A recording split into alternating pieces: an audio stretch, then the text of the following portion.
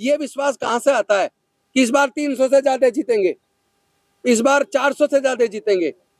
ये कॉन्फिडेंस कहाँ से आता है? ये कॉन्फिडेंस से वही कह सकता है जिसको पता है कि उसने इन्फ्लुएंस करके टेक्निकल एक्सपर्ट कमेटी के माध्यम से उसके अंदर सॉफ्टवेयर वो डेवलप करवा दिया है कि उन्होंने उस पार्टी को इतने चुनाव में इतने वोटों से जिताना है।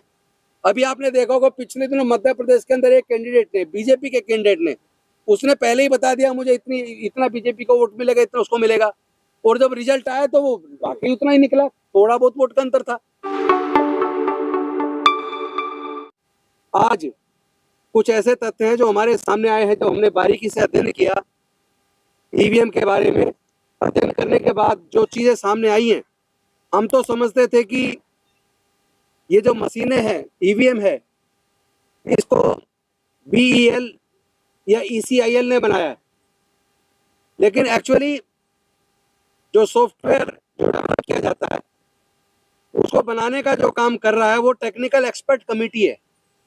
और जो ये ईसीआईएल और बीईएल है, ये तो हार्डवेयर बनाती है, ये तो उसको असेंबल करती है। तो हमें जो बाकी तथ्य पता लगे वो ये पता लगे कि जो कंट्रोल यूनिट है उसका सॉफ्टवेयर टेक्निकल एक्सपर्ट कमेटी बनाती है, और वो कमेटी उस सॉफ्टवेयर में ही ये तय कर देती है किसको जिताना है। ये टेक्निकल एक्सपर्ट कमेटी के हाथ में है। अगर टेक्निकल एक्सपर्ट कमेटी पहले से ही विन ओवर कर ली जाए, उनको खरीद लिया जाए या किसी भी तरीके से इन्फ्लुएंस में ले लिया जाए, तो जब वो सॉफ्टवेयर डेवलप करते हैं, सॉफ्टवेयर में ही अगर वो चाहे तो ये तय कर सकते हैं कि किसको जिताना है। लेकिन इसको जिताने का खेल, जो सबसे बड़ा खेल है, वो बिना टाइमर के संभव नहीं है। इस मशीन के अंदर, ईवीएम के अंदर जो कंट्रोल यूनिट है उसके अंदर बकायदा एक टाइमर लगा हुआ है, जिसमें पूरा टाइम डेट दोनों चीज होती है।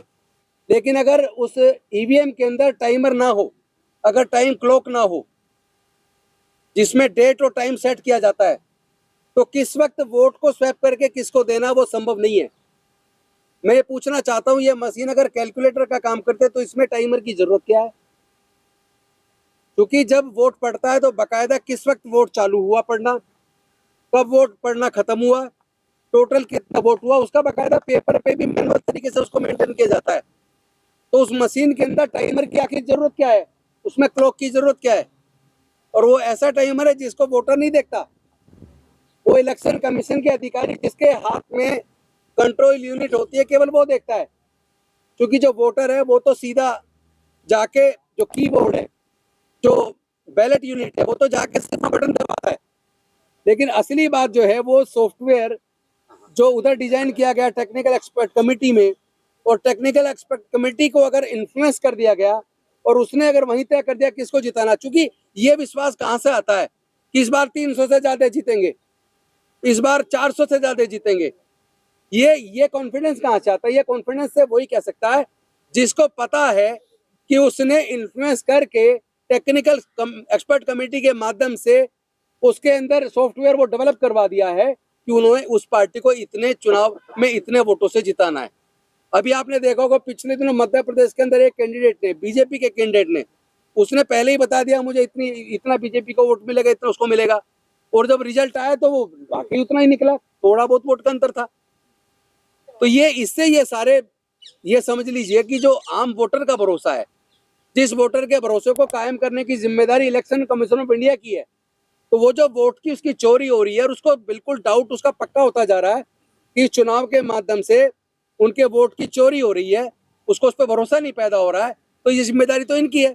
और दूसरा डाउट इसलिए और ज्यादा मजबूत हो जाता है क्योंकि जब सुप्रीम कोर्ट ने व्यवस्था दे दी कि इलेक्शन कमीशन का गठन कि 3 जो सदस्य कमेटी होगी, एक प्रधानमंत्री होंगे, एक अपोजिशन के लीडर होंगे और एक सुप्रीम कोर्ट के चीफ जस्टिस होंगे, लेकिन माननीय मोदी जी ने संसद के माध्यम से एक कानून लाकर उसको बदल दिया, और अब उस 3 सदस्य कमेटी में 2 सदस्य केंद्र सरकार के हो गए, एक प्रधानमंत्री जी हो गए और एक उनके लॉ मिनिस्टर हो गए, एक लीडर अपोजिशन हो गए।